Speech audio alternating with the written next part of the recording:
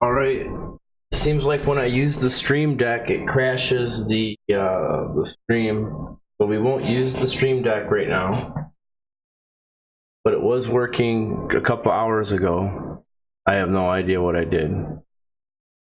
So, with that said,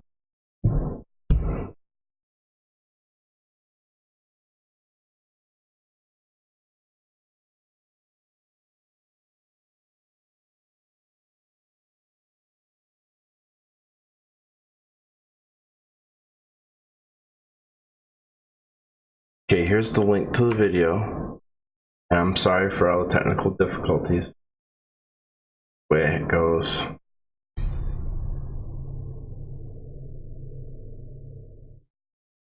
Hey guys, Youngblood with you, and CIG released the first Q&A session for the Drake Vulture. I'm not sure if we're going to get a second one or not at this point, considering it was so long to get this one. But they did go through and answer some of the community questions that were voted on, so we're going to cover those right here. Now, most of these questions... Well, let me know if the volume's alright. ...cargo space, because it only has 12 SCU of cargo, and that feels very low, especially when you compare it to some other ships. When they were asked about the Vulture only having 12 SCU compared to another entry-level ship like the Prospector that has 128 SCU, it brought up the questions about the profit differences there. And they went on to say that the Prospector has 128 because of the spare saddlebags it can carry, but it can't carry them all full at the same time. And it's currently only at 32 SCU, or 8 per bag. So the same type of mechanic could work for salvage or mining, but you need another ship to kind of help you with that that process. You know, whatever you are producing, you could technically offload it. So, for example, you could maybe have a Vulture focus on doing salvage and then offload those goods into another ship to hold or go sell while you're doing your work. They had a question there as well in regards to how the Vulture's backside almost looks like it would fit right through the kind of air shield on the front of the Caterpillar.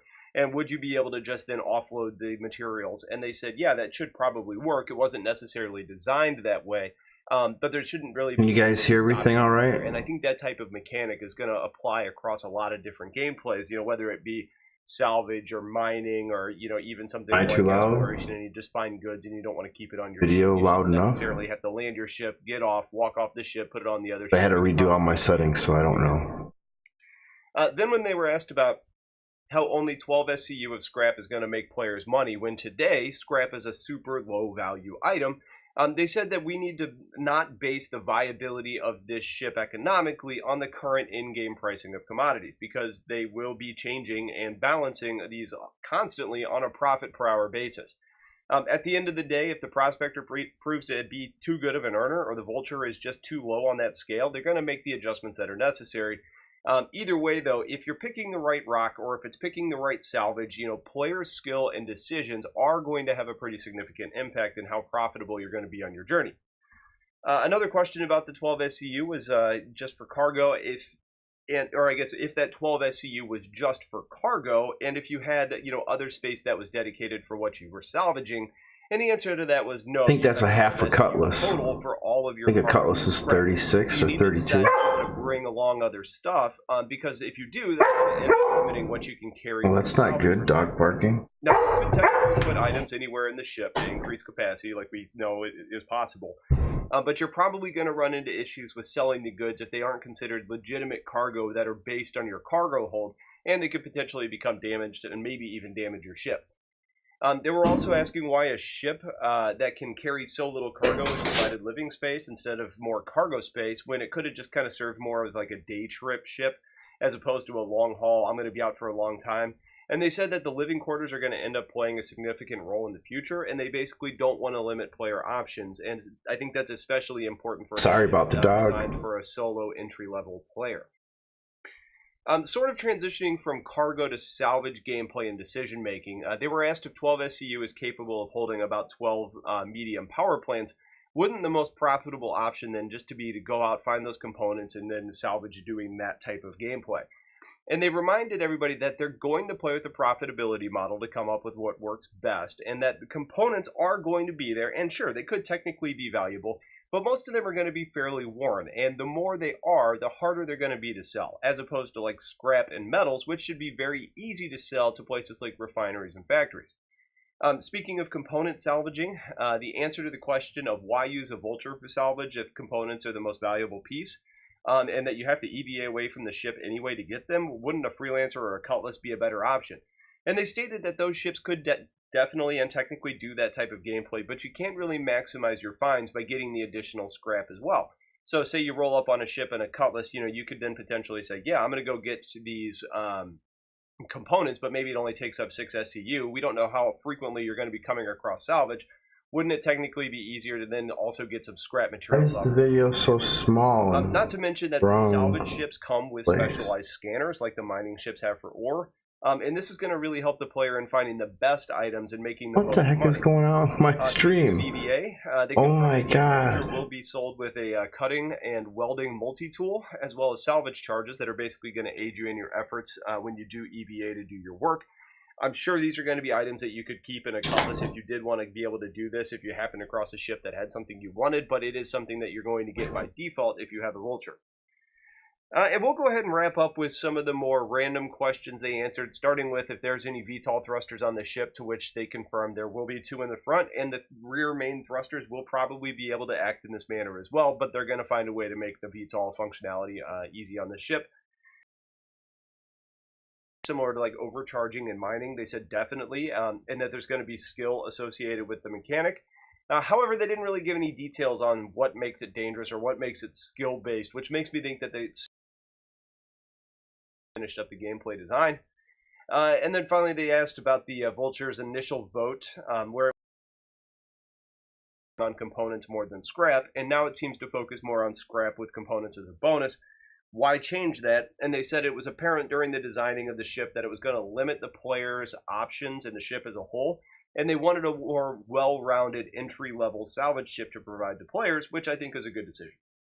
So that's basically it. Like I said, I'm not sure if we're going to get a second round of questions or not at this point, but if we do, I'll make sure to cover them. If you guys have questions about any of this, please let me know. Otherwise, I appreciate you guys watching. Have yourselves a wonderful day, and take care. Hi, I'm sorry about that. I didn't notice that the video was all screwed up till like towards the end of it. But that was the video update. Vulture. Man, am I having a rough start. What else could go wrong? I don't know. Then we're starting the show. Star Citizen. Hi guys. Welcome to the mocap stage here in beautiful, sunny. Okay, so the next video, we're gonna go to Noob's got his intro for 2018. I wanted to watch Hello, that. citizens. My handle's been the Noobifier since 2004. My name best describes my approach to gaming. I work to understand all aspects of a game, then exploit that knowledge. I practice, research, and then train with my org to own. In 2015, I noticed a gap that other YouTubers hadn't filled. My content is no bullshit. Simple, clean, coherent content with a logical flow and brevity that makes sense. Here you're going to see the newest news, information, tech, and hardware reviews that'll give you the edge without wasting any of your time. From veteran backer to novice citizen, my goal is to appeal to both. As we get closer to the release of Squadron 42 and Star Citizen, I test and track the mechanics as they're released. This gives me a first-hand understanding to create the content based on my observations. I do this so I run less risk of being wrong, and it lets me report on what I observe. I rely on your teamwork and feedback to help me plan the content that actually matters. If that mission statement sounds good to you, please take a look at some of my other content and ask me any questions that you may have. I read your posts and I take my subscribers. That's a really nice setup. Oh, look at that.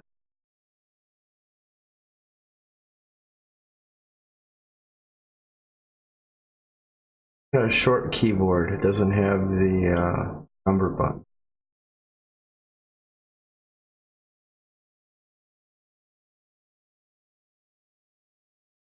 Posts and I take my subscribers seriously. If you like what you see, please subscribe so I can help keep you up to date. Fly safe, and I'll see you in the verse.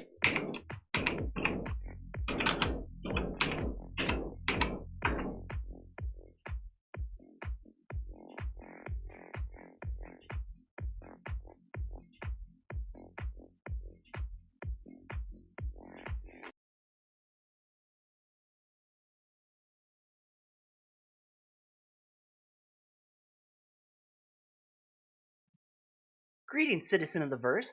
Do you have a moment to discuss our Lord and Savior, Christ Roberts? Roberts. Anyways. Okay, and then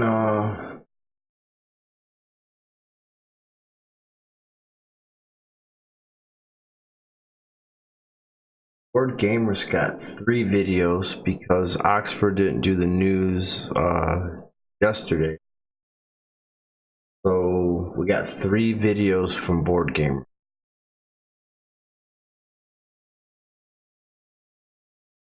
And the first one and welcome to the is about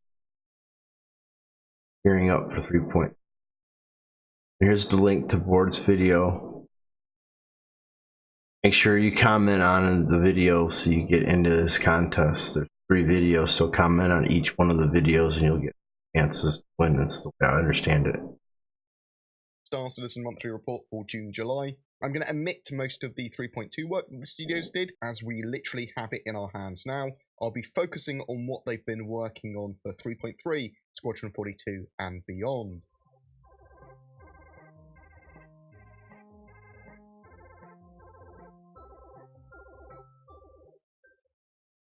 Ships, the Mustang Alpha rework is art complete. Additional Mustang variants are close to being handed over to system design for completion as well. The Tumble Cyclone variants have made great progress on the art side.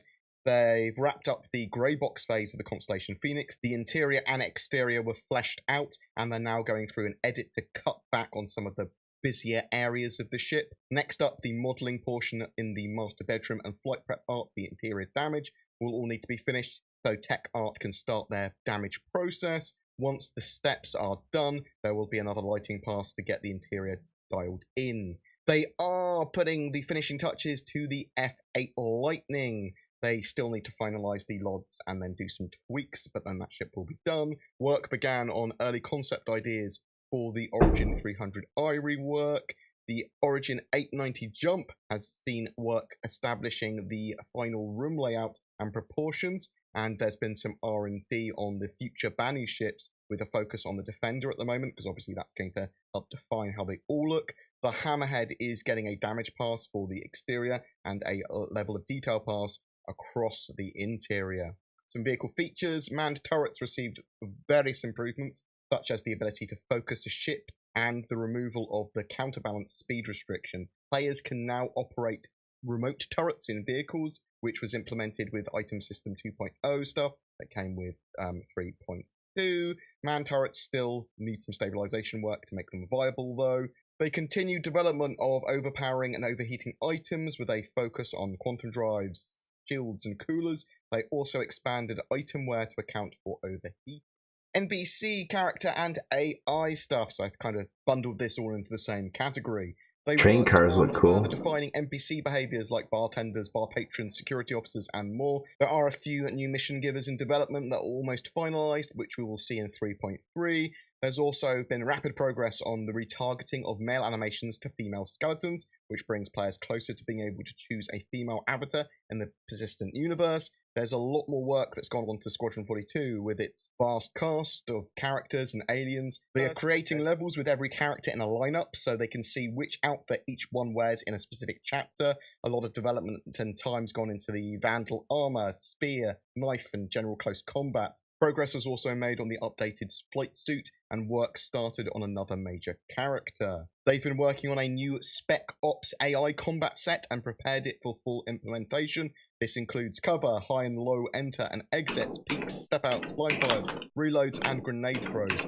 Iteration and feedback on weaponry recoil continued with the goal of providing a solid first-person experience across a full range of weapons available in Squadron 42 and the Persistent Universe. Preparations started to replace the AI base locomotion set with finalized data as well. So new capture footage was reviewed with an eye to implement improved AI motion sets and visuals. Further animation work was completed on the Master at Arms to fill in any gaps that the design team had in implementing his behavior for Squadron 42. The cinematic animation team also worked on testing how far they could technically push the walk and talk AI conversations. The goal is to retain the performance that the actors brought to these talks while running numerous real-time additives. such as layering upper body performance capture on top of a personalized per character locomotion walk set, the tests so far have yielded positive results. They worked to make enemy ship AI more fun to engage with. Initially, it was built as realistic as possible, but that doesn't always make for the best gameplay. For example, a computer is extremely good at using the coupled mode, far better results than any human could. While this is technically the best solution for fighting in space, it also feels unnatural and unintuitive to the player. They want to strike a balance between realism and giving the player a fun, challenging experience by cutting down the number of unnatural maneuvers the AI can perform.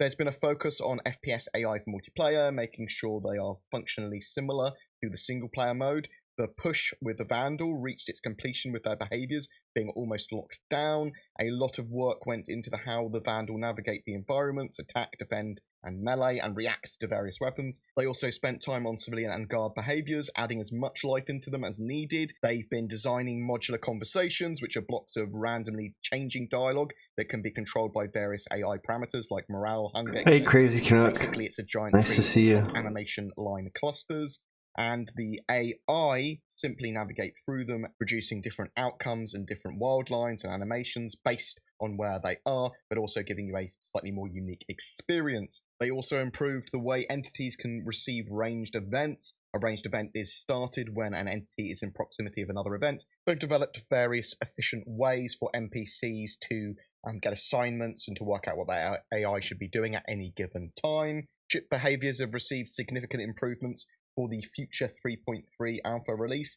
They started implementing different behavior strategies associated with different ship types, so pilots can use the best capabilities of their specific vehicle. They also improved the way accuracy is calculated so ships attacking enemies feel more natural. Human combat is also being polished. The team is currently going through as many use case scenarios as possible to validate the system works as intended. Environments. They are finalising assets for the new ship hangars, as well as making passes on their dressing, branding, and props. They are prepared for upcoming sprints, including sprints for a new habitation module, new security checkpoints.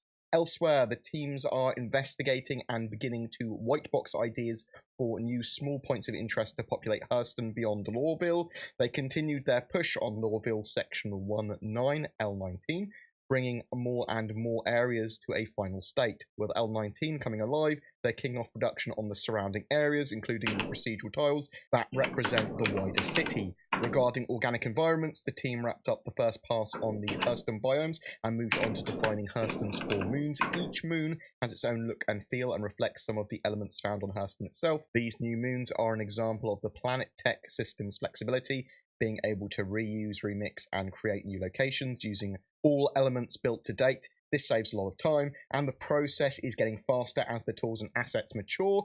They also worked on Area 18 and the rest stop space station layouts that are generated by procedural tools. They completed a versatile white box version of a security checkpoint that can be easily adapted to locations of different sizes and security levels, and revisited the interiors of the refinery space station. The transit system has seen work and improvements as well. This includes elevators, metros, trams, and similar other methods of transportation. Memory testing with the logging of environment variables enabled is also underway. Design and gameplay stuff, just a little bit here. Quantum travel and quantum spline work continues. The system is working relatively well in 3.2. Work has also gone into adjusting the economy by tuning rewards for missions, cargo deliveries, and mining runs. This will continue. Work also progressed nicely on ensuring that bars in the future releases will have a well-crafted, intelligent bartender to make the experience fun and believable. Although it's still in its early stages, design is excited about the first iteration coming to the Persistent Universe later this year. They are planning ways to improve on group systems and how players can interact with each other. The back-end services, they continue to rewrite services for the diffusion architecture for better performance, scalability, and functionality. Here are some of the services being created to replace the legacy work. Entitlement Processor Service. This handles all purchased and rented items from the website and assures that real game items are created and managed for them. The Loadout Service. This caches and manages the various loadouts for all ships and the player avatar configuration, including outfits and weapons. Right now, the game's servers and clients can only access metadata from objects that are currently spawned on the game server. Usually, the devs want to view the data of an item that has not been loaded into a game server.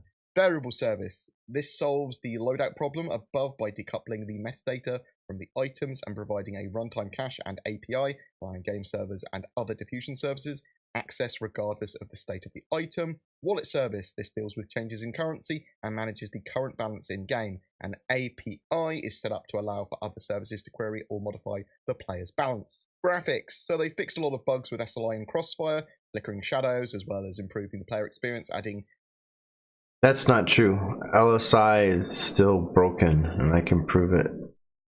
All the lights flicker. So horrible. At least it is for me, still broken. Drop shadows to all transparent ship UI screens, adding brightness, gamma, contrast support, optimizing the glass shaders, and fixing multiple issues with render to texture on the ship targeting UI, which reduced the cost by a factor of 10, and they've been making the UI more clear for colorblind users too. They've been working on player grips as well, so players will be able to grip varying sized objects, whether they be round or square or whatever, whether they be two-handed props, one-handed props. Basically, they've got lots of procedural animations they can now tweak so that you can pick up objects of pretty much any size without the need for multiple animation assets for them. Object container streaming. A lot of focus of the various teams is for 3.3 and object container streaming. The core gameplay tech team moved object container streaming to the stage where they can turn on the background loading of individual entities. Now it's up to QA to find out what bugs come from this stage. They worked on the base functionality of the loading and unloading individual object containers. The individual features team have done a fine job of making their entity components thread safe, as well as moving the Lua script over into C++, all of which is required for object container streaming. This is probably the most important thing for Star Citizen now. Community stuff. So there seems to be quite a lot of a push for community content this month. They brought back MVP, Most Valuable Poster, so every week they'll select one piece of content submitted to get an MVP badge. There is also regular competitions as well. So until the moment, until the 15th of July, they want people to make a 600i commercial. CitizenCon tickets will be available again shortly as well. That was basically it. There's always a huge range of Star Citizen and Squadron 42 tools that have been improved and streamlined every month. They can basically do more with better results in less time for pretty much all disciplines and all pipelines. The engine team continue to push physics optimizations as well. They've optimized raycasting. They've improved Horizon SSDO quality and performance, which is now enabled by default. Over the coming weeks, we should see a lot of information on 3.3 and that core object container streaming tech, but also Planet Hurston and lots of quite cool stuff. Expect to see lots of roadmap updates, expect to see 3.2.1 and 3.2.x patches come online as well. But tell me what you think down below. Are you particularly excited about anything you heard in the monthly report? Particularly disappointed with something you didn't hear? I did omit a lot of the 3.2 stuff because we have 3.2 literally in our hands and playable now, and just saying, yep, they did all that seems a bit redundant. To celebrate the release of 3.2, myself and a multitude of other Star Citizen streamers are fundraising for Special Effect with a series of streams over the week until the 7th of July. There will be ship giveaways across the various streams too. Go to justgiving.com/fundraising/star-citizen-special effect to find out more and get involved. I'm also giving away a Saber Raven to a random commenter on one of my videos during that time too. Make sure you're subscribed to my YouTube channel and comment on any of my videos made this week to be in for a chance of winning, including this one. Also, Shadow stuffs. Be sure to check out Shadow. It's a cloud-based alternative to getting or upgrading your gaming PC. It allows you to leverage the power of a GeForce 1080 at the moment and a powerful Windows 10 PC on almost any device so long as your internet connection is good enough. It works with Star Citizen Alpha 3.2 and with 3.3 coming in September with object container streaming, it's only going to get better. Shadow is available in France, Germany, United States, United Kingdom, Belgium, Luxembourg, and Switzerland. If you do try it out, be sure to use the code BOARDGAMER to get a discount. Links to more info in the description below. A special thank you to my Patreons and all the people that watch my videos and all that sort of jazz. You guys are awesome. If you want to support the channel further, there's links below as well for Patreon donations and all that sort of jazz as well. You guys are amazing. You take care, and I'll see you in the verse. All right. Board Gamer.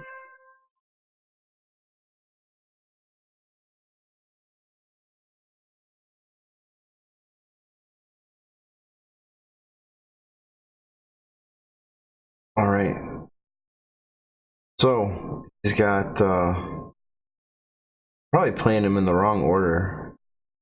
I'm not that good. I played the middle one first. Figures. Alright, we're gonna go back to 2 days ago. Hello and welcome to some more Star Citizen. We broke around the verse. This is going to be a summary of that, such as it was, as well as a few other updates like RSI sub perks and some Spectrum updates, amongst other things. Did you guys already see this one? Because this was yesterday, but you didn't do the news yesterday, so I don't think... When I say we broke around the verse, what I mean is that I've always poked CIG and talked about having streamlined versions of Around the Verse. Just news and a studio update, potentially a small feature or interview or ship shape or something like that to go along with it, and then have any other long features. I got a love-hate relationship with armor here. Why is it pink? What's going on here? Not feeling it. Go along with it, and then have any other long features separately. So basically you'd have a 10 to 15 minute Around the Verse, and then a 10 to 15 minute feature separately, which you'd have as 2 separate videos. But this week's ATV was called Around the Verse 5 minutes or less. A 4-minute 40 video, almost being a challenge to Noobify to summarize. Though he doesn't cover ATV very much, he does like Mondays and Fridays, which is quite funny. Though it's likely that this video, this Around the Verse, was just a recovery video. I know they're supposed to be trying out some new formats as well, but I suspect that they will go against the super short format for the future. They have just released 3.2, so they are fixing bits for that with the 3.2.1 patch. And they might not have had much to show this week as they're probably scheduling for 3.3 and stuff, and it takes them a little bit of time to get the video for each of the little bits and pieces that they show anyway, and to get the project manager or whoever's in the studio to give the updates. So hopefully next week we'll go back to a slightly longer format. So what information did we get? They are going to be doing some hotfixes and minor patches, as I said, for 3.2. They are gearing up for 3.3 now. They showed off some of the Hurston security armor concepts that are coming with the 3.3 patch. They are expanding the mission content further as well. Props can have components like shields now, or even parts of ships or vehicles, and that can also be made fully destructible props. So this is going to be used for, at the moment, the probe destroy missions, but they can create a full suite of modular objectives, like the probes or similar things, and that's going to aid in the creation of much more complex missions and contract types, and lots of variation on that. FPS AI is also going to allow for a huge range of additions to the verse. Coming with 3.3, we're going to have missions where we're going to be hunting down and engaging dangerous enemies. First-person shooter parts of missions will be a thing. In fact, all missions with EVA or leaving your ship could have an aspect of first-person shooter, at least risk or potential, making missions probably a bit more interesting. FPS AI was originally planned for 3.2, but it was pushed back as they didn't have it in the state they wanted it in. Bind culling and object container streaming is a major focus of the next patch, and it is foundational to the game, allowing them to do a much larger scale and will increase performance, hopefully significantly. So Spectrum updates. So Spectrum 3.8.0 and 3.8.1 was released. It's got various updates and fixes and refinements, but they added a few new things. You can add a message of the day to chat lobbies, friends, so you can now send friend requests to add other members in your friends list. Your friends and friend requests can easily be accessible through the quick bar on the side. When you receive a friend request, you'll see an orange dot on the friend icon at the top right. You can sort your friends by status or alphabetically and see information about their activity. You can also group your friends by common orgs. You can have a maximum of 800 friends. Your friends in-game will be linked to your Spectrum friends in the future, but they are currently independent. So you'll have to add these manually to the game at the moment, but once the systems are integrated, they will be shared. However, your old friends will still have to be added to the game. So once it's integrated, any new friends you add will be added to the game, but you'll have to add your old friends into the game, whatever. RSI subscriber updates. So RSI subs have access to the Anvil Hurricane throughout July. This month's sub flare is a unique red jacket for Centurion subs and a purple jacket for Imperator subs. It looks like clothing may be the theme for the next few months. The monthly report was also released, which, given the shortness around the verse this week, is very useful to me. So I will get a video up on that potentially later today, assuming my kidneys don't work against me. Lastly, 3.2.1 should probably be coming out pretty soon to a live build, and that will have a database reset as well. So bear that in mind if you are trying to grind money or something. To celebrate the release of 3.2, myself and a multitude of other Star Citizen streamers are fundraising for Special Effect with a series of streams over the week until the 7th of July. There will be ship giveaways across the various streams too. Go to justgiving.com/fundraising/star-citizen-special effect to find out more and get involved. I'm also giving away a Saber Raven to a random commenter on one of my videos during that time too. Make sure you're subscribed to my YouTube channel and comment on any of my videos made this week to be in for a chance of winning, including this one. Also, Shadow Stuffs. Be sure to check out Shadow. It's a cloud-based alternative to getting or upgrading your gaming PC. It allows you to leverage the power of a GeForce 1080 at the moment and a powerful Windows 10 PC on almost any device, so long as your internet connection is good enough. It works with Star Citizen Alpha 3.2, and with 3.3 coming in September, with object container streaming, it's only going to get better. Shadow is available in France, Germany, United States, United Kingdom, Belgium, Luxembourg, and Switzerland. If you do try it out, be sure to use the code BOARDGAMER to get a discount. Links to more info in the description below. A special thank you to my Patreons and all the people that watch my videos and all that sort of jazz. You guys are awesome. If you want to support the channel further, there's links below as well for Patreon donations and all that sort of jazz as well. You guys are amazing. You take care, and I'll see you in the verse.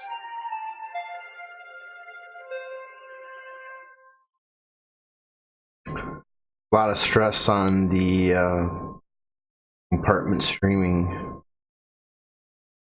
Hopefully get that stuff right. Okay, and then the last one from board is the big video problem, 3.2.1. Huh. Okay, the big video problem. Be interesting, because I don't have no clue what he's talking about. Hello and welcome to some more Star Citizen news with a 3.2.1a PTU update, a recap of the week's shows, and a bit of a rant about some of the changes that they've got planned for their video content and around the verse.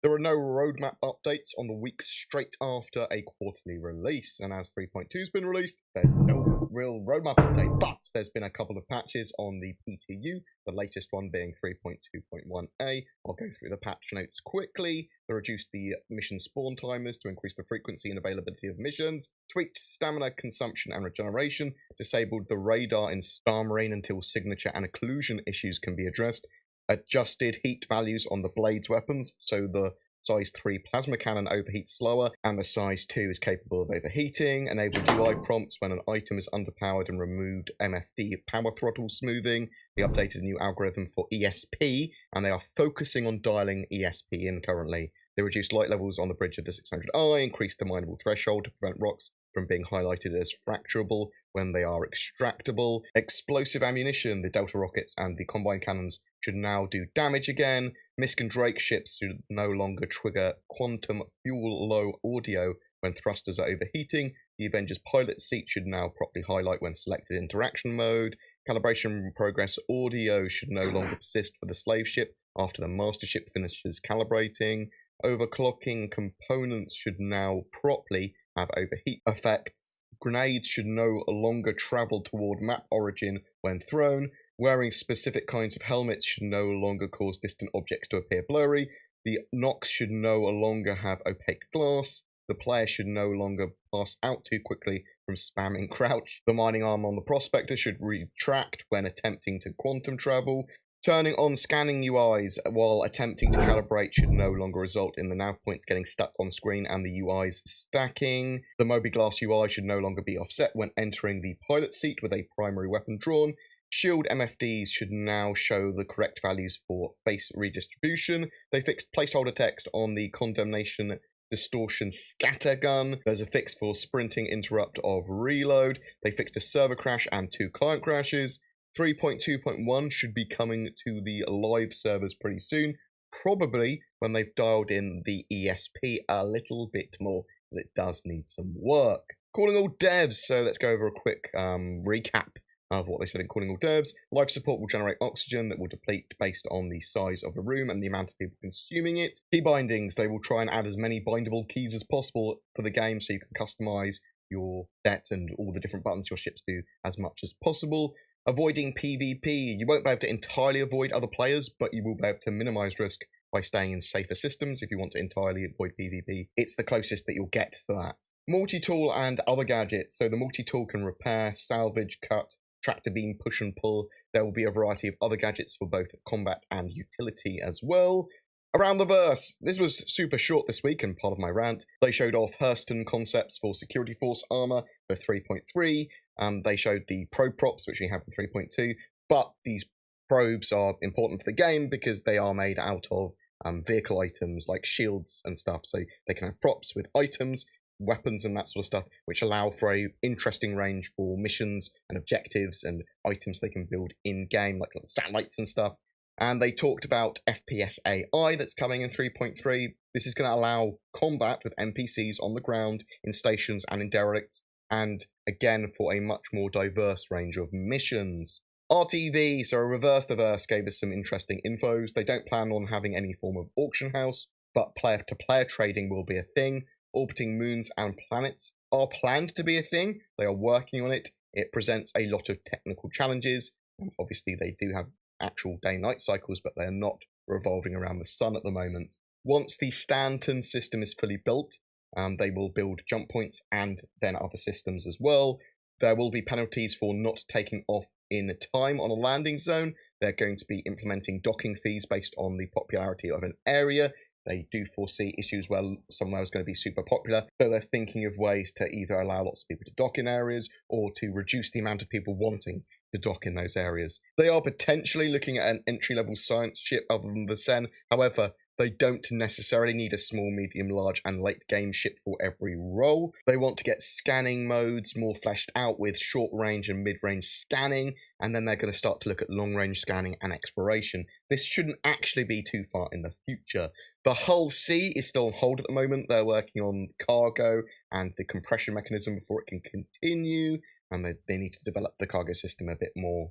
The IFCS and ESP systems will continue to evolve. John Pritchett was training David Coulson, who is in charge of the team that is now handling the IFCS systems. The VoIP and FOIP, so face over IP and voice over IP, is intrinsically linked tech. The face data is only 1/10 of the VoIP data when they send it, so they basically send very small amounts of data and the clients then rebuild it. There's a small amount of latency based on that as well, though.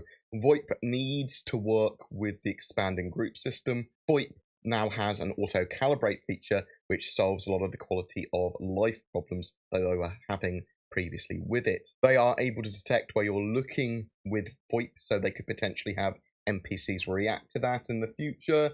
They want the mobiGlas and UI to work properly and to be very legible, and then they're going to start looking at customization of colors and apps, but they want the mobiGlas in a good state for that. Head tracking is part of face over IP, though you can disable them separately.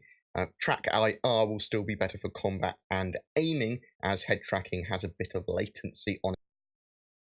Anybody know if VoIP is still supposed to go in the next one, which would be 3.3? I believe VoIP's in there. Is that correct? If I remember correct.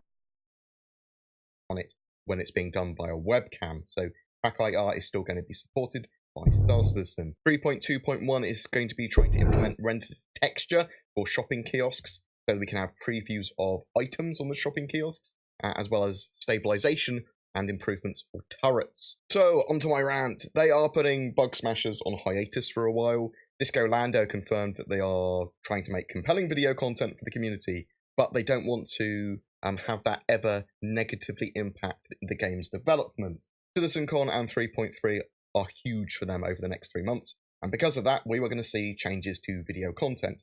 However, I would like to say that their video content is one of the reasons they make so much money, so it doesn't really negatively impact them doing these videos. Let's have that clear. It is something that subscribers pay for, but also generates money in ship sales. One of the changes they've recently done is the very small ATVs, a shrunk down format, and they confirmed that that's what they wanted to try. And this very short update would be delivered regularly by Chris and Sandy in the future. I feel I want to say something here because I like the old RTVs, the ones they did literally before last week. They were just adding slightly too much to them. I don't really want Bug Smashers or a Lawmaker's Guide to be part of ATV. I don't want it to be over 15, 20 minutes, really. And when they're like half an hour, 40 minutes, that's too much. I personally don't want super long features to be part of ATV. I want the news, a studio update, preferably from someone at the studio, but it doesn't really matter who, as long as the information's there, and maybe a small feature for ATV. The format was pretty good. They just padded it too much for me with things like Bug Smashers, which is a great standalone show. I'm pretty sure that very few people liked that new format that they tried. And I'm also pretty sure that if CIG are saying they changed it based on feedback or analytics, then I feel that they've probably misunderstood that feedback or how the analytics work. If you shorten your video to 5 minutes, then you're still going to see less average watch time. All they seem to be doing with the new format is informing us of less things and making me feel like my subscription money isn't being well spent. I love Calling All Devs. I love RTV. I think they're great. But ATV was pretty solid. Just don't make it super long. You don't have to share my opinion on this, and I might be wrong with what people want. I can only literally speak for myself. But I'm going to be poking CIG and letting them know my thoughts on this, and if you want to as well, that I encourage you to do so in a polite, constructive I think manner. it should be somewhere between 20 and 30 minutes. Feel free to leave a comment here That's below it. as well. I'd like to know what others think. I'd hope that I'm not in the minority with this, but I might be. They did talk about having Reverse the Verse Happy Hour game dev sessions again, which I did really enjoy. This is where they like make a creature, plant, or physics game using dev tools, and they highlight what they can do with Star Citizen, sort of like stuff they can do in game and stuff that they could do in the future with it. And it's really cool to see behind the scenes stuff like that. They also said they wanted to hang out and play the game occasionally on RTV, which I'm not massively pro or anti. I watch streamers for people playing the current build of Star Citizen or play it myself, unless they're going to be playing a new or dev build, which would be awesome, or unless they're going to just have it in the background while they answer questions and chat like normal, that would be cool as well. But again, let me know what you think down below. We raised over £5,000 for special effect last week with the big 3.2 fundraiser, which is amazing. Thank you to all streamers involved. Thank you to Moist Noodle for organising it in the first place, and for everyone that donated or spread the word about that event. I need to select a winner for the Saber Raven later today, that I said I would do.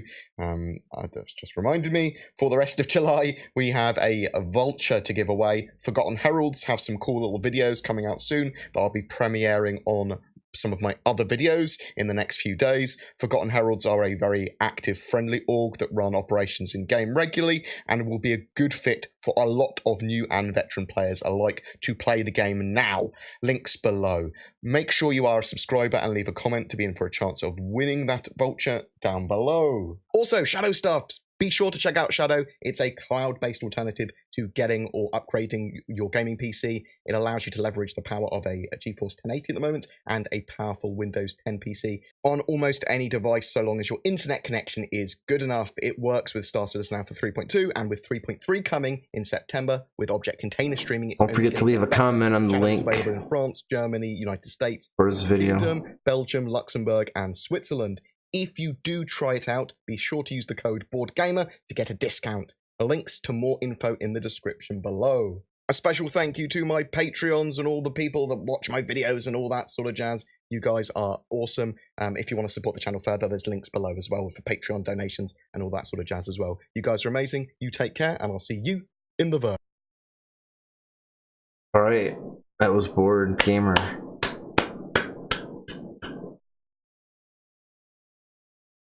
Yep, we're waiting, more waiting, 3.3, waiting. And let me see. We have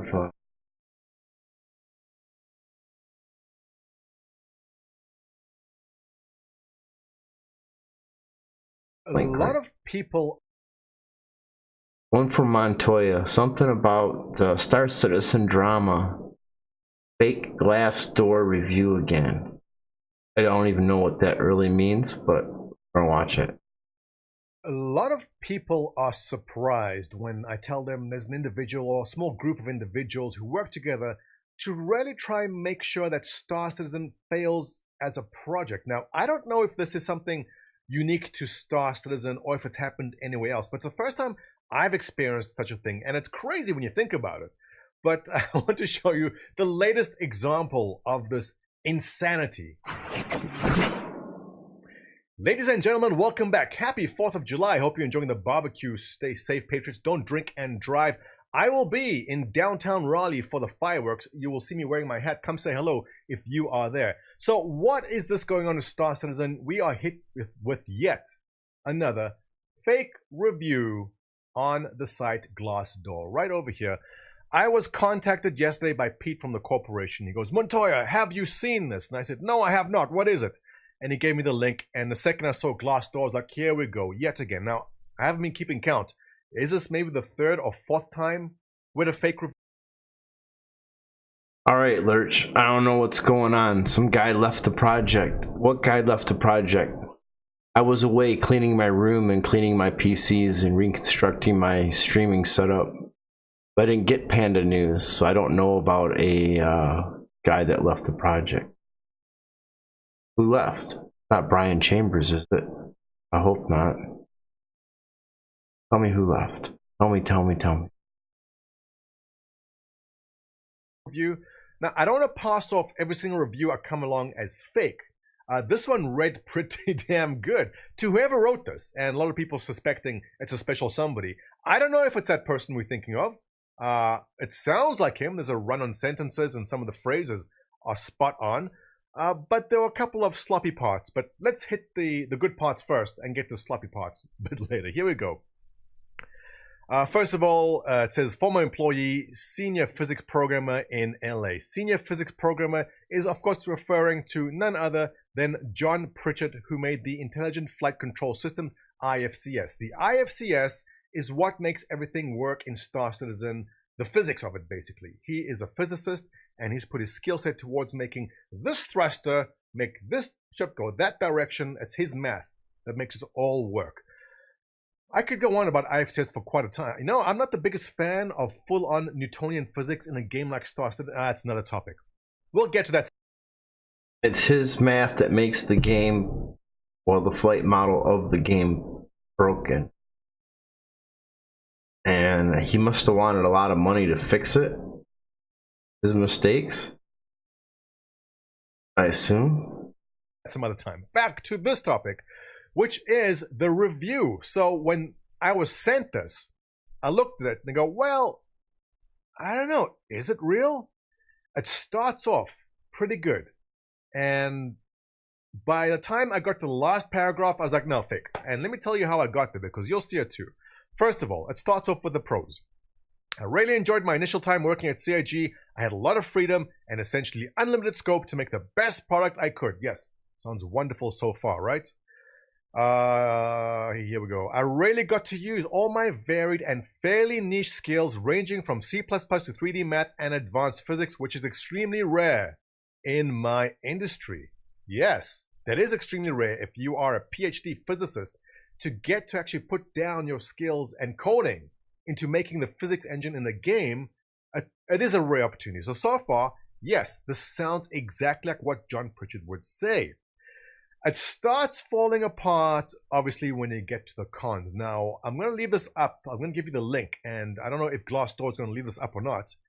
But if it is up, you can read through it. But where it falls apart for me is when I got to this sentence right here in the cons. However, later we were forced to change the architecture partway through development.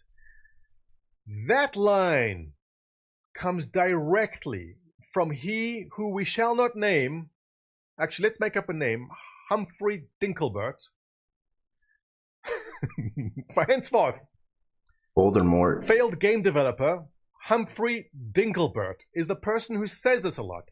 Now, Humphrey Dinkelbert always says that exact thing, that they've changed their architecture partway through development. We have not had any proof of that, but he insists it is true. Now, there was a shift from CryEngine to Lumberyard. Maybe it's referencing that. Honestly, we don't know.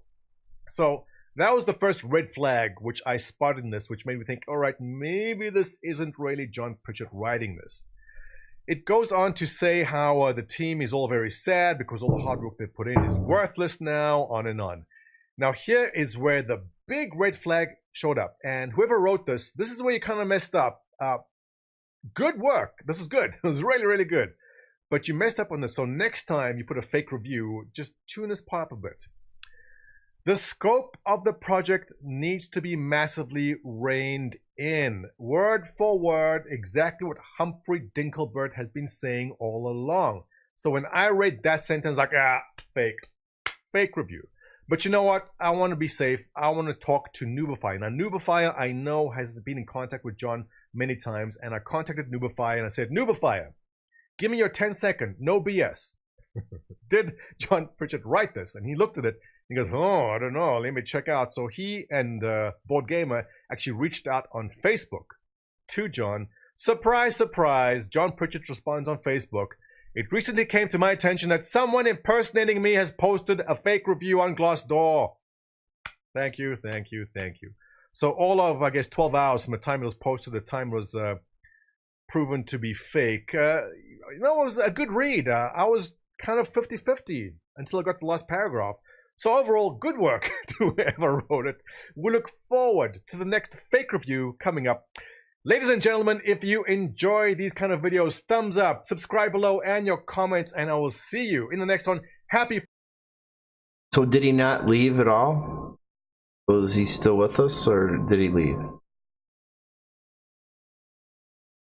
Question I have. Nobody left, right?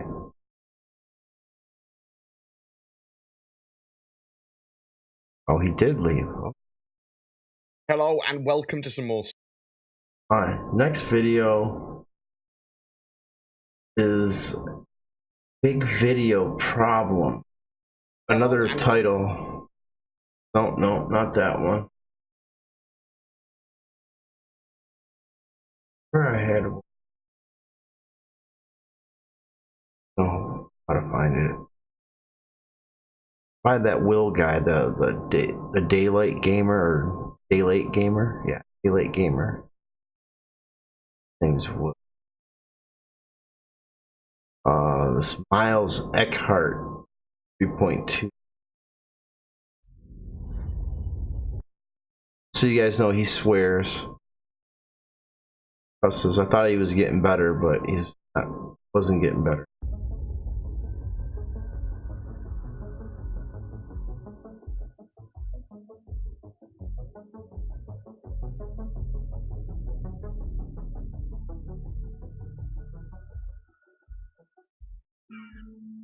Ladies and gentlemen, boys and girls, citizens of all ages, welcome back to another edition Star Citizen 3.2 Live. Now, you may have noticed, but at the very start of this video, directly after the intro, but almost right before I started speaking, Miles Eckhart has finally reached out to me again. Which is really exciting. So this is the first Miles Eckhart footage of 3.2 that I was able to, create, partake in, if you will. And I'm really excited about that. I'm not exactly sure what led up to Eckhart reaching out to me. Prior to this start, I had done what was it called? I was doing the mercenary missions where you clear out the pirates around Yila, and I had actually taken part in those missions twice, back to back. So I don't know if that spurned it or prompted him to reach out to me, but I just thought I would pass that along in case this is something you yourself would like to recreate. Something that makes me really excited about Miles Eckhart reaching out to me is the fact that we're in 3.2. We are able to take advantage of better performance, better visuals, all sorts of stuff. In fact, I'm actually planning on taking. I'm gonna let you in on a little secret, but I was planning on making a video to kind of show some of the differences between some stuff from the past and some stuff that's going on now. But keep that hush hush, because it might be a little while till that video comes out, because I have a lot of things that I kind of wanted to show, and depending on how it pans out and if I still have the footage that I want and yada yada yada, there's a lot of variables involved. So yeah, so we get to take advantage of all the great new things that 3.2 brings to the table, and the performance primarily is one of the things that I am really excited about. So, while we wait to go to Miles Eckhart, let's talk about some more 3.2 stuff. As you can see on the screen. Has anybody done this yet in 3.2? Miles Eckhart yet? And how hard was it to do if you did do it? Now I'm doing a spline jump to Levski, which is kind of playing with fire as it's putting me straight on trajectory with a giant asteroid. Oh man, some of these spline jumps definitely need You working tonight, Lurch, or are you free to play games? A little bit. This is not the first spline jump that I've had where I've ran into weird technical difficulties. Tell me, have you run into the weird issue where you initiate a spline jump on one of the moons or something, and then the screen kind of peels apart and does double imaging, or mirrors kind of what you're doing on both sides? It's hard to describe. I think an example of that actually happens a little bit later on in the video, and if it does, I will try to highlight it to show you. But if you run into something like that, let me know down below in the comments, because it's a little jarring, to say the least. Okay, somewhat safely making it to Levski. I really hope that in 3.3 they take away the stalactite, whatever that large outcropping is in the front of the first landing bay here, because that's just a huge safety hazard. I mean, what engineer would allow that to stay there? None that's worth even half their salt. Trust me, I work for an engineering firm. We don't make those types of mistakes on purpose. Don't mind me just engaging a little celebratory emote as the elevator worked. Those of you who have visited Levski in the past will be quite familiar with the Levski elevators. Not elevator-ing, but luckily with the advent of 3.2, things seem to be a little bit more in line. Now, speaking of which, here we are, made it to the, I guess the atrium, if you will, of Levski, the kind of main hub area. If I go to Levski, are the elevators fixed, or am I in a dream world thinking the elevators are fixed? Moseying on over to the elevators.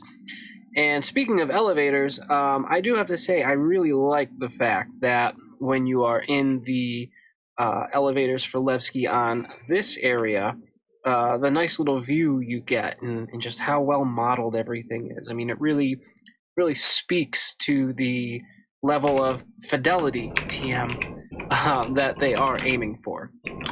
And I will have to say, for all of the flaws that Star Citizen has, there are definitely some shining gems just right under the dust there, right under the grime level.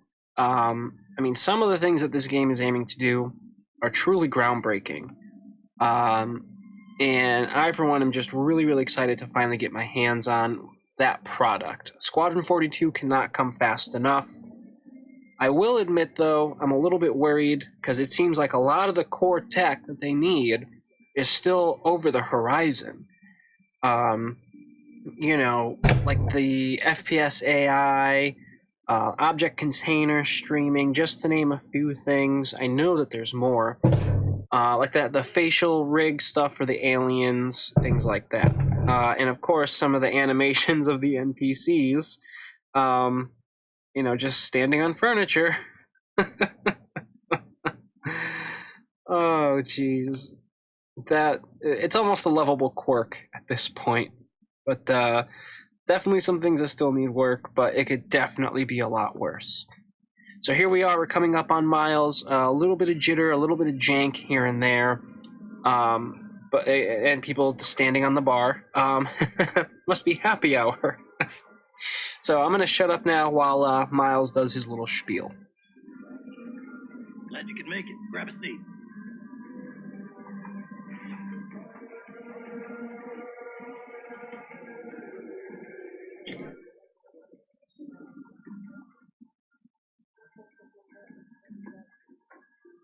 Time to time, jobs find their way to me that aren't orthodox requests. That's a better way to say that, but let's just say they aren't the kind of ops you can give to just anyone. They require a very specific type of person.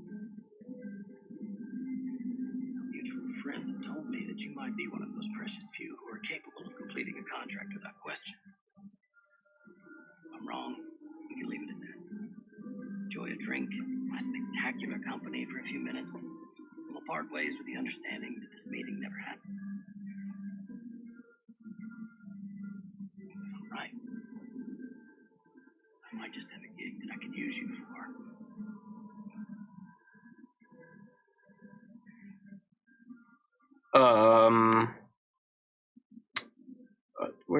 Where's the... Oh, there it... Oh, and it's gone.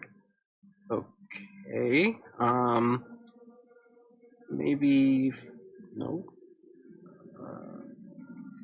Star Citizen, ladies and gentlemen. Okay, let me see if I just maybe look down, get to...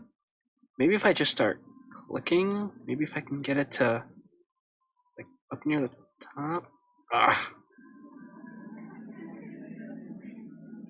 Okay, maybe... Nope, the seat... Uh-oh, the seat's not activated. He lost his HUD? If I click on... Oh. Will this actually... Oh, no, don't tell... Oh, yes! Got a new job if you're interested. Oh, well, that was fast. Here's a breakdown of the op. I'll take a look. Whoa, what just happened to your hand, dude? Alright, let's see. Yeah, 560. Make sure we hit accept, and... bingo. Thanks. Get out there. Get out there? That's a little rude. You bald prick. Alright, so, got the Subdue Bounty mission. And people still standing on the bar. In case you were not aware, in the context of the mission structure, there's a lot of people standing on things. In the context of the mission structure, subdue actually means neutralize. So, you don't have to have like a warden or a raven or something like that. But before I run out, I did run into a weird issue where I lost one of my guns. So hopefully I'll be able to get the P4 here, but... I did that too. You got your gun out and you open up a ship door, your gun will go on the ground, you can't pick it up. P8 was one of the P4s. I don't think that they have a P4 here, so I might have to hold that off until I get to Grim Hex or something, which that's fine. All right, so we are back on the move within the interior of Levski. Again, pretty decent performance, especially for how crowded and how detailed Levski is, and for all the things and objects and all the AI just kind of meandering about. Again, some jank here and there, a little jittery. So it's not completely where it should be, I think, but it's definitely making strides in the right direction. Now, again, I really like the view. I get a little bit of jitter and jank there, but I like the outside view from this ladder. Wow, words are hard. From this elevator. It's really neat being able to kind of look out. I wish there was a little bit more to see. The glass is really done well. Although maybe that's me just kind of being nitpicky and splitting hairs and all that shit. But again, Levski in 3.2 compared to Levski in 3.1 or 3.0, exponentially better. Now, I did run a test with my girlfriend last night. I had her download Star Citizen on her computer. She's got an i5 3470. I think it was a 3470. She's got about 12 gigs of RAM and a GTX 960, the 4 gigabyte version. And when she got in, I mean, she had absolutely god-awful performance. She was in the low to mid-teens for almost the entirety. While Lucky he didn't burn up her laptop. I was in the 30 to 50 range almost for the entirety of the time. It made it really, really hard for her to enjoy it and get some stuff going on. We were also encountering massive desync, but barring those, which admittedly are kind of big things, Star Citizen is absolutely still very hardware heavy. You can't go wrong with having a nice beefy CPU and a plethora of RAM. Okay, so now we are, we are now jumping to our target's AO in the approximate area in which we should find the bounty, in which we need to air quotes, subdue on air quotes. And yeah, this should be relatively easy. I'm in my Warden, as you can see here. Got the quad size 2, what are they, M4A lasers, static front facing weapons with a size 4. Yeah, it doesn't matter. CPU doesn't really matter with this game. I'll tell you that right now. I got the i9 with 14 cores, 28 threads, overclocked, and yeah, I get 25 to 30 FPS if I'm lucky. That's something seriously wrong with the game, and it's nothing to do with anybody's computer. The game's just good yet. Gimbaled Apocalypse Arms Gatling weapon. Boy, howdy, that's a mouthful. So, I have I got two 1080 Ti's, Lurch. Not the GPU either. And I gotta shut one of them off to play the game because it doesn't support SLI yet. So I gotta run it off of one 1080 Ti instead of two. The lasers as well as ballistics, and come to find out, you're actually going to have a slightly better time, or let me rephrase, a lower time to kill if you mix ballistics and laser weapons. So from just a couple of pretty shots right there. So we did a little bit of testing in the PU excuse me, and come to find out, when you are attacking with a mixture of energy weapons and ballistics, you have a better chance of really putting a hurt on the target. And it seems as though it's like this. So the shields are chewed down by the energy weapons, and the hull is chewed down by the ballistics. And here we go, we found our target, and it's just an Avenger. I've done missions for Eckhart before where I had to, quote, subdue Thank you, prisoner. Targets before. And I was actually quite surprised to see that some of the targets are sometimes Hornets. I don't remember if it was a Super Hornet that I went up against the last time that it was a Hornet. But going up against a Hornet is something I wasn't expecting, especially in a regular, quote, regular mission. So as you can see here, I got the ballistics, Gatling chewing away at the shields. I'm kind of trying to adhere to the rules that we kind of found out, where energy tends to be better on chewing down the shields and then using the ballistics for the hull. There seemed to have been an issue with this Avenger. As you can see, he's just kind of floating. I don't know if maybe my ballistics had actually punctured and or damaged his engines, as I've actually seen scenarios like that play out, where a ship and kaboom goes the dynamite, where a ship only takes a couple of hits, but they're strong hits, and they almost cripple the ship engines. But right there, yeah, that's basically the end of this bounty mission. You basically go to Levski from wherever you were. Eckhart says, hey, I got a thing. Can you go do this thing? You go and do the thing. You knock the guy down, knock him out. And that's about it. Now, I do know that there are other Miles Eckhart missions. There are retrieval missions, i.e. like the cargo.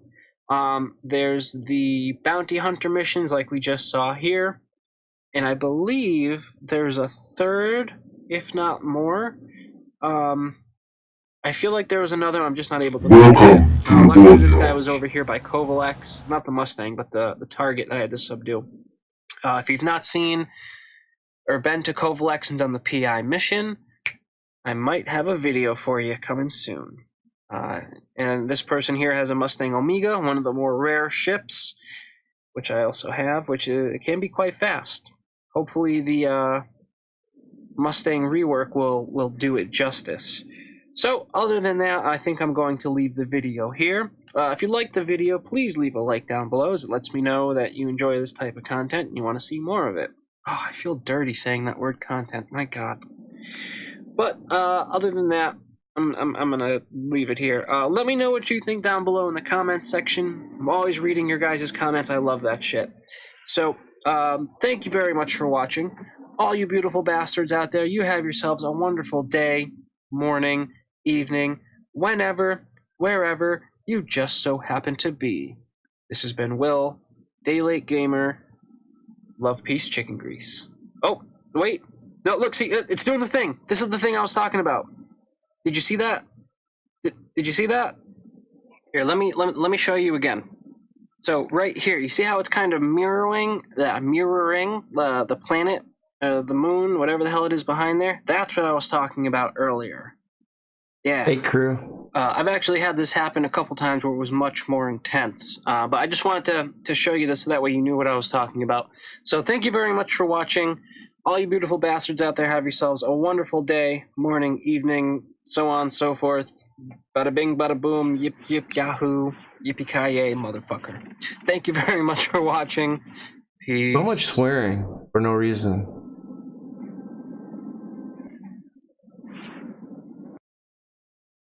Okay, and here's his link.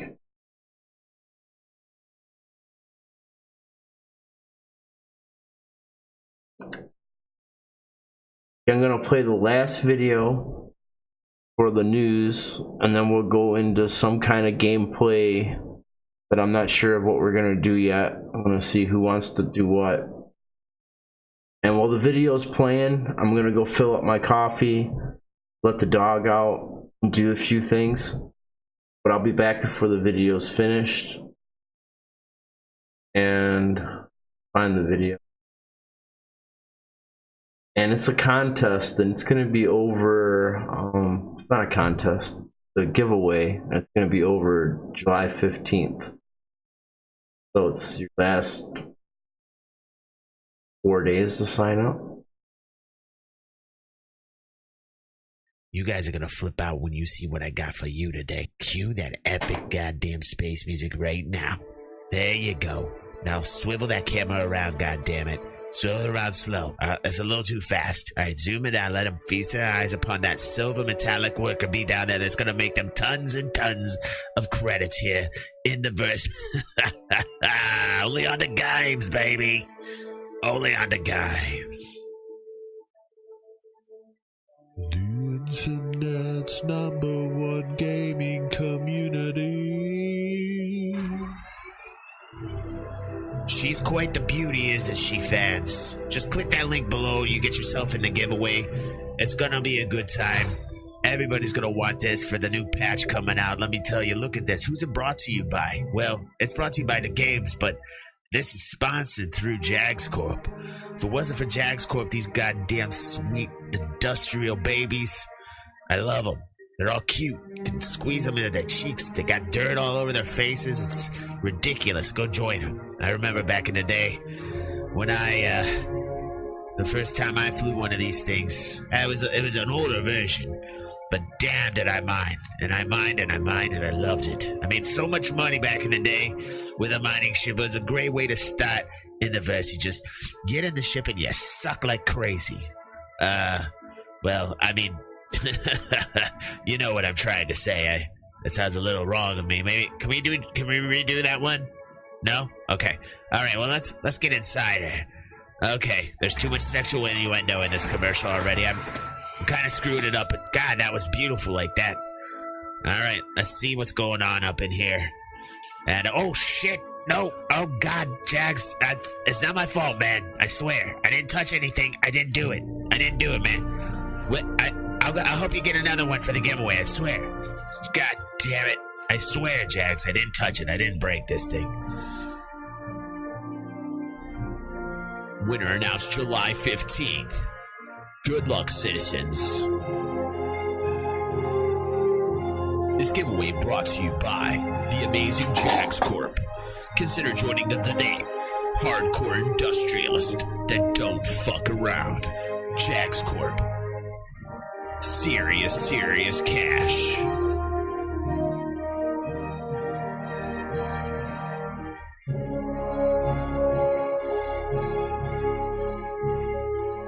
Somebody in the goddamn commercial already, eh? I mean, like, nobody likes that drawn-out ending, especially me. I know when I see those drawn-out endings, I'm out of here. I don't even bother sticking around to the end, except for Marvel movies. I love the credits, because they always had that Easter egg at the end, and there's never an Easter egg here. And so I am definitely telling people, just cut it right out. Oh, it's over? All right. Okay.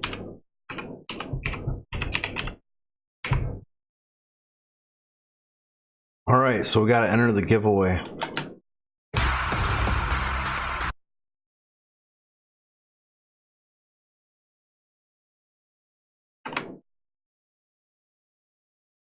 There's the link.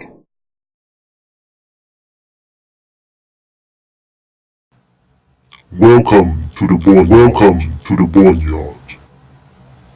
Well, thank you for the follow. Appreciate it.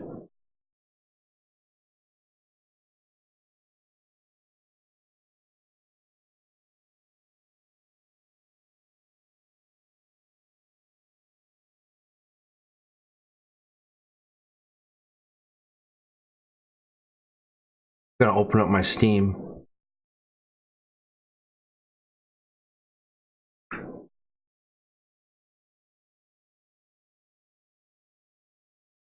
Show us what options we have tonight.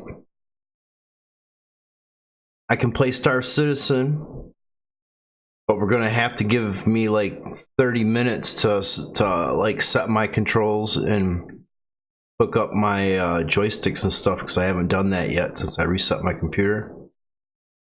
Then they came out with a patch, so all my key bindings are gone. But we can do Star Citizen if you guys want me to, but with the understanding that I need like 20 minutes to set up my buttons. Or we can play some of the games I got. Let's see, Wolcen. I got this on sale. The hack and slash single player right now. And then I got Rocket League. I don't know if I'll be good at this game or not, this Rocket League. I do have an Xbox 360 controller, which I think is what you use to play it. I'm not sure.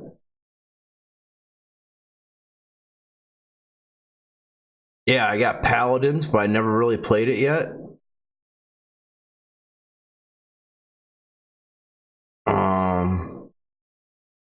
Got got this game right here. It's Iron Sky. It's about like Nazis had a space program and they developed somewhere and now they're coming back to Earth.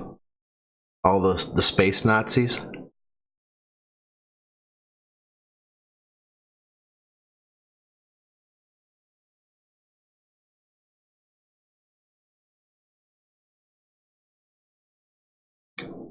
FPS and Star Citizen is not good. Star Marine, last time I played it, was horrible.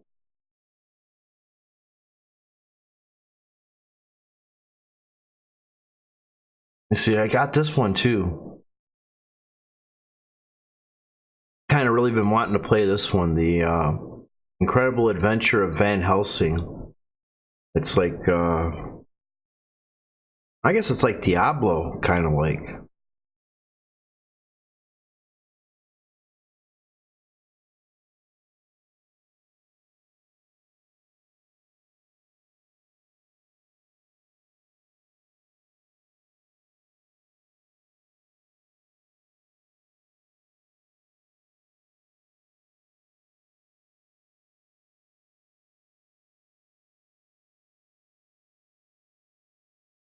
So, I wish I knew how to set up a poll so people could vote. Well, I guess I could just do it manually. So some people said Paladins, so I'll type that one in here.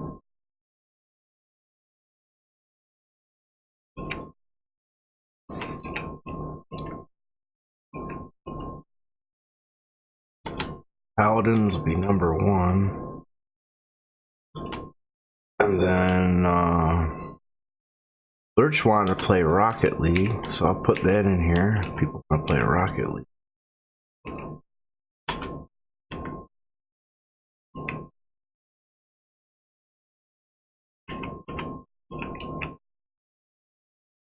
And Elf said he wanted to try mining in Star Citizen.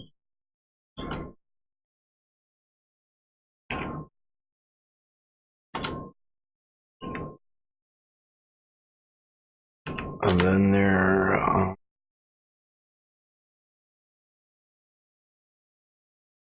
see the Van Helsing.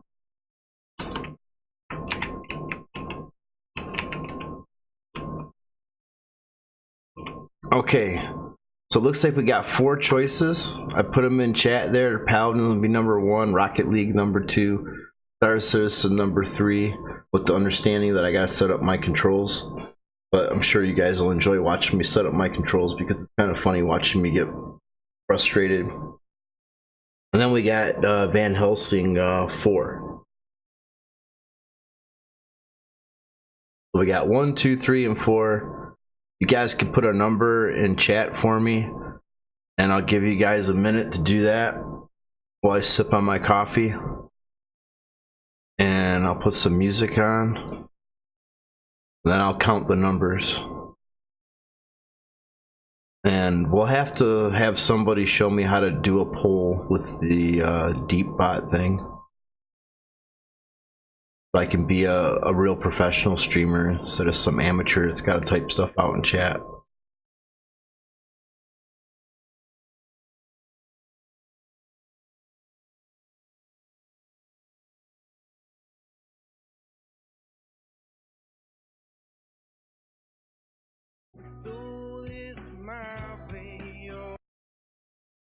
Lift my bloody face off this table you're eating it. Very music is.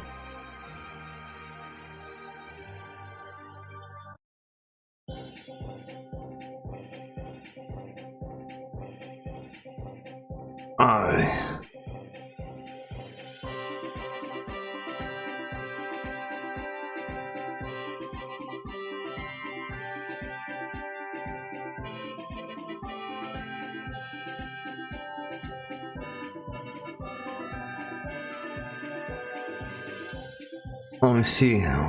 Prisoner sent me a link on how to do a poll.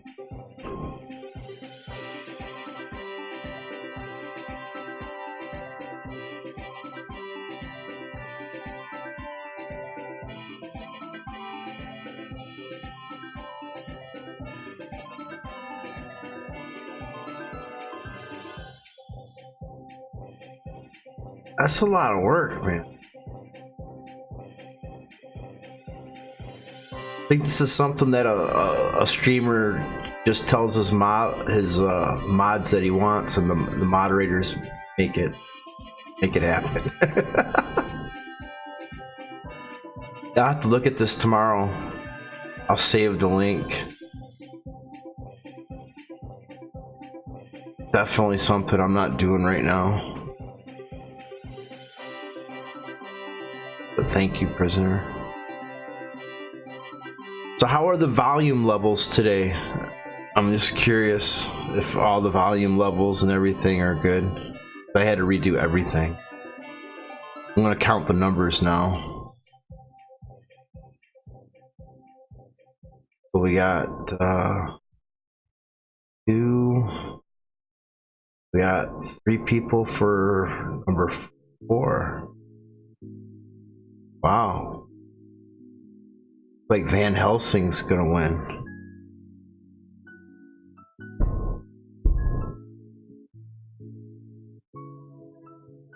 But it looks like I'm gonna play Van Helsing.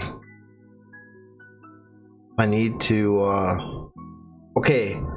When I first started the stream, we had a problem that when I used the Stream Deck, my OBS crashed on the other computer. When I went over to the computer and there was a like a virus warning, and it said this file was some type of virus, but the file was in the OBS folder. It was like part of OBS. So I think it was like a false positive. So as soon as I okayed it, it allowed me to get the stream back going, but I still don't know if the Stream Deck is working. So I'm gonna hit a button on the Stream Deck, and if OBS crashes, I just won't use it anymore for the rest of the night, but I will have to restart the stream because it will crash. So I'm gonna hit the button now, and if everything stays working,